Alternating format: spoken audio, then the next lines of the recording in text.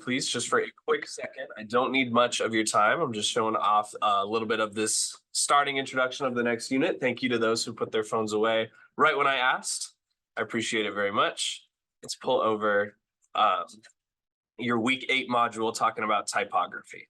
So we got right here, we got the thread links like usual, but I want to briefly go over some not vocab necessarily, but just like a little bit of why typography really matters. And it's not something that you notice a lot of the time because good design tends to be invisible.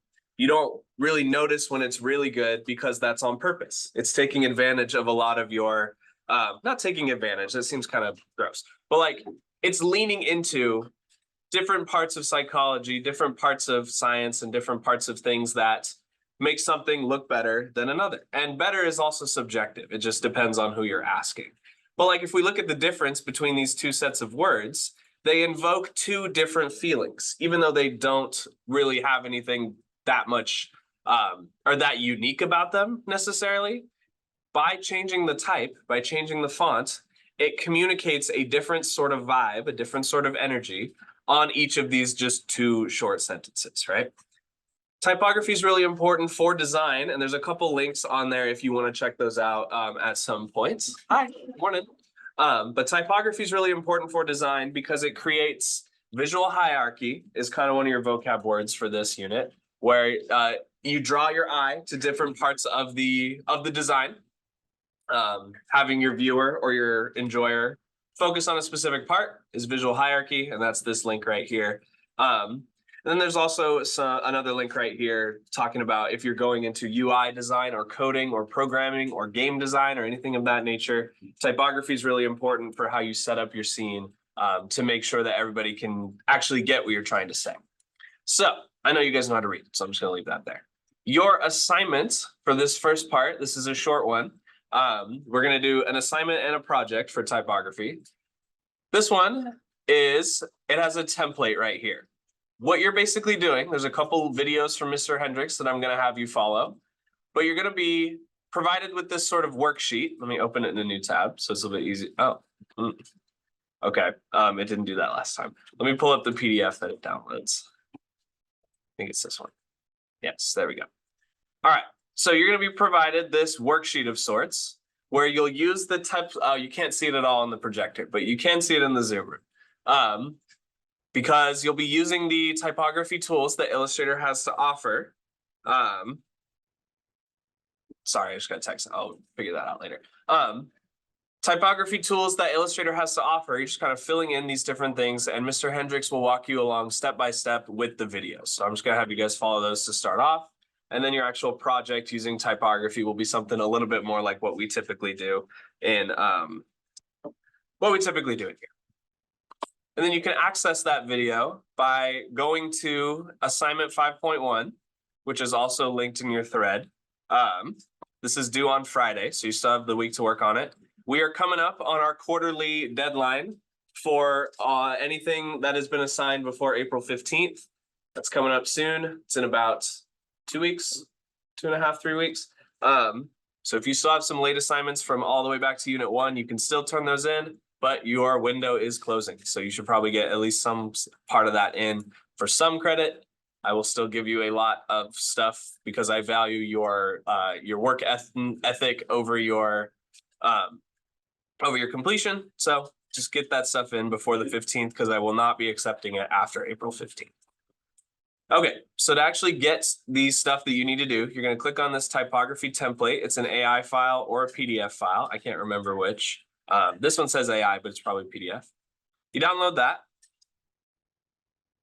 It is a PDF. And then you'll just go into Illustrator. Click the open button instead of the new. And open it up. And that'll get you access to the worksheet. So you're going to click on open. It's going to be in your downloads probably, unless you saved it to a specific spot. It's called Typography Template 1. Open it up. And then you'll be able to, let's see. So if yours pops up with this screen, you want to click on this Activate Fonts button. We'll talk more about Adobe Fonts later. It's a really useful tool. But just click on Activate Fonts, and it's going to download the necessary fonts that you need for this assignment. And we'll just ignore Smart and Bold. All right. You can enable Auto Activate if you would like. I'm going to skip it for now because I was not really reading the fine print. But now you can see that this AI file has a morning. This AI worksheet, so to speak, Adobe Illustrator, has a couple different things you can sample over here. The same way that you sample shapes, it's going to take their properties. When you sample type, it also takes their font and their stroke and all their other properties the same way that we talked about in the shape tool. And then the video to actually complete this worksheet, if we go back here, is right underneath this typography blue one on the assignment 5.1. So this one is a little bit of a longer one for Mr. Hendricks, but you have until Friday to finish this up. And he's going to walk you through each of the different parts. There's a little bit on exporting at the beginning, but each of the different parts he's going to go through, show you how to get this worksheet completed with the darker version of the text so that you have, I can see your work when you submit it. Does that make sense? Does anybody have any questions? So I have headphones that are on the older side of things. I'm requesting some new ones over the summer. But what I find works really well doing these video type assignments is watching the video on your laptop and then doing the assignment on your computer. So you kind of have like a dual monitor sort of situation. Hi, good morning. You have a dual monitor situation running. So that you get full access to both of them and making it a little bit easier to see and to work with. So if anybody would like a tablet, it's gonna maybe not be very helpful for this typography project specifically. We'll delve more into some of the psychology later. I have a whole textbook if you would like a PDF of it on typography, which is pretty cool, but also pretty lame if you're not interested. Anyway, if you'd like a pen, we can still check those out. And then I'll go ahead and let you guys get started. Nobody has any questions before we go? All right. Good morning. So once you, now that I've finished teaching, if you are not teaching, but like introducing, if you want to restart your computer now, it's a good time. And then you can just continue working once that finishes up. I'll be wandering, making sure you guys are downloading it okay. And that will be our Monday. This is a pretty short assignment. It's a lot of like new tools that maybe won't make the most sense when we get started into it, but it's also exposing you guys to these typography tools that we can expand upon later. Still in that exploratory, a lot of this class is just kind of exploring, clicking around, seeing what happens. Anyways, assignment 5.1, elements of design typography. It's our intro to Illustrator type. Thank you for listening. I appreciate it. That's good. All right.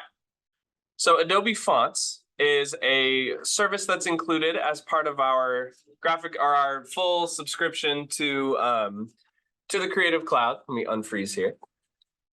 Adobe Fonts is the easiest way I've ever seen to add fonts to your Adobe products. And it syncs across all of them. You just usually have to click to add it. Like, let's say you open Photoshop later and you want that font, you just add it real quick. And they make it really easy. It's just literally clicking and it happens instead of the old way where you had to drag the font family into Windows or Mac, and it's just a whole thing.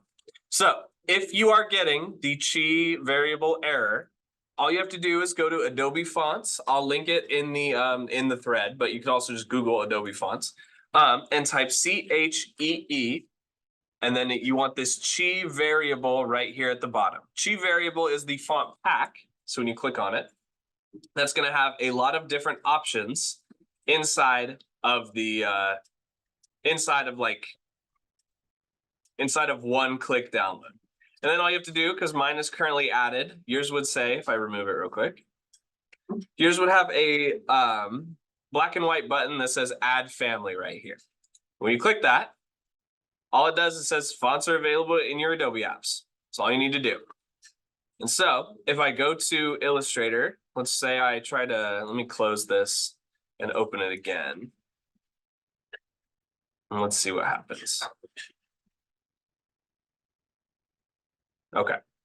In this case, it would have said, it should have said Chi variable added right here.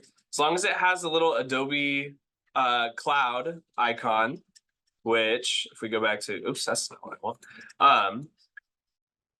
If you see this little cloud icon next to the font, you should just be able to click it and Adobe will do all of the work for you. But if you're not finding Chi variable, if you go to Adobe Fonts and you click Add Family, the next time that you the next time you open the program, you should get a pop-up that's asking you if you want to add that font to your programs. And that'll get you Chi. And then is the other one that I still got a pop-up for, I forgot the name, League, Spartan Bold. Let's see if it's even on Adobe Fonts.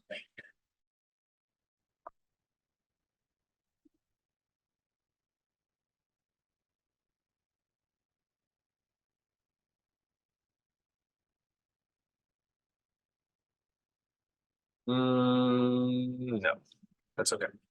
All right. So with League Spartan Bold, you can just click close and it'll replace it with the default font, which is okay. So there is this pop-up that I ignored. If you want to enable auto-activating files, or fonts, I mean, that are available from Adobe Fonts, it's going to automatically, if it's an Adobe font, it'll reach out and add it automatically so you don't have to do the hassle of trying to attach it later on.